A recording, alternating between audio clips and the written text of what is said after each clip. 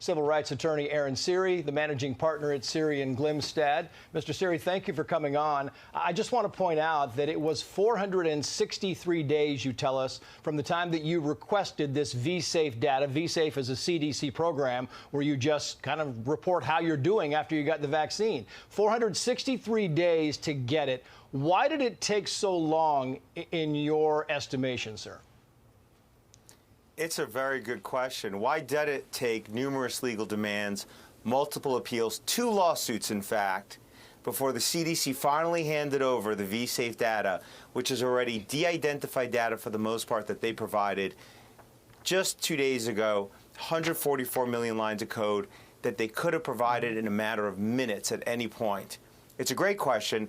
Maybe the answer is that now that we have that data and we've looked at that data, of the 10 million users within vSafe, 7.7% of them had to seek medical care after vaccination. That is an incredibly high percentage, it appears to me. Yeah, and if I can, sir, sure I just want to put this graphic up to kind of follow along with you. You're right, 7.7 required medical care. We're talking about emergency rooms, hospitalizations. There it is right there. And on top of that, not to go you one better, but this is your information, another 2.5 million, we're talking 25%, missed work or school or had bad reactions to the vaccine. What's the takeaway for you from this? Is it significant?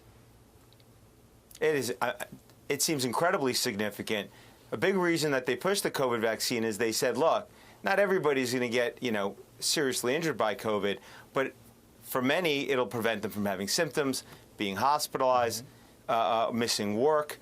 Well, now that we have the data, we could see that getting the vaccine caused 25% of people who got the shot within this data set of 10 million people to miss work, to have some serious event affecting their normal life functions. Yeah, and you also pointed out... But I do leave it to folks like Marty...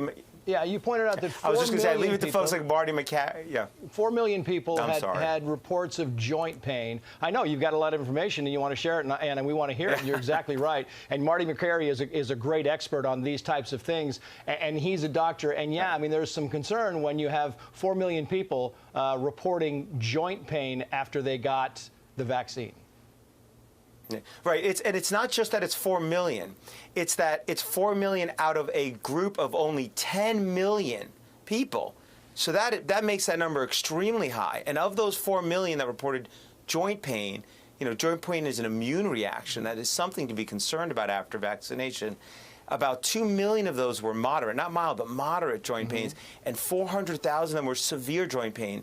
This is a shot that's intended to help folks who are more elderly. Those are the folks susceptible to COVID. Making their joints swell, potentially causing long-term issues, that's not a good idea. Yeah, I got to go here, but just want to know, is it your sense here that this information leads you to believe that one vaccine is better than another, or is it too early to know that right now? Well, actually, that's an interesting question. All of the data has been put up by our client, who we represented in this case, iCanDecide.org. And on their website, they've created this amazing, easy-to-use, simple interface where you can search all this data. Yeah. And one of the tools that you can use is they can look by vaccine. And in fact, the Moderna vaccine, interestingly, even though less shots of it were administered, appears within this data set to have a higher rate of adverse effects. Yeah. Aaron Siri, thank you for coming on, sir. Come back when you have more information, and we'll talk about it. Thank you.